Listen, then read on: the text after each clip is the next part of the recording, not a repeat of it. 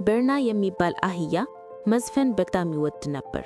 በእርሻው መካከል ቆሞ በሙሉ ኃይሉ ሂሃው ሂሃው እያለ ይጮሃል። ድምጹም እርሻውን በሙሉ ያስተጋባል። በእርሻው ላይ ያሉ ሌሎች እንስሳት ግን ዘፈኑን አይወዱትም። ኦሊቨር የተባለ ጉጉት ከዛፍ ላይ ሆኖ በርና እባክህ አንዳንዶቻችን ለመተኛት እየሞከርን ነው ይለዋል።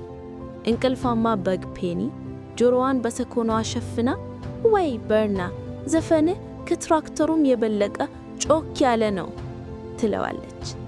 ግን በርና ግድ የለውም። እሱ በጣም ጥሩ ዘፋኝ እንደሆነ ያምናል። አንድ ምሽት ላይ ጨረቃ ስትወጣ ሁለት ሌቦች ወደ እርሻው ገቡ።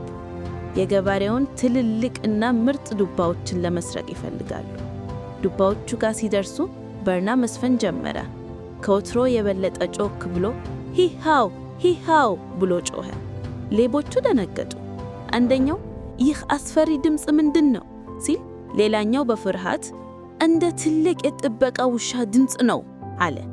ቦርሳቸውን ጥለው በፍጥነት ወደ ጨለማው ሌሊት ሸሹ። በማክሲቱ ጠዋት ገበሬው የተጣለውን ቦርሳና ዱባዎቹን አገኘ። ይገርማል አለ። ጉጉት ኦሊቨር የበርና ዘፈን ነበር ብሎ ነገረው። እሱ ነው ያስደነገጣቸውና እንዲሸሹ ያደረጋቸው።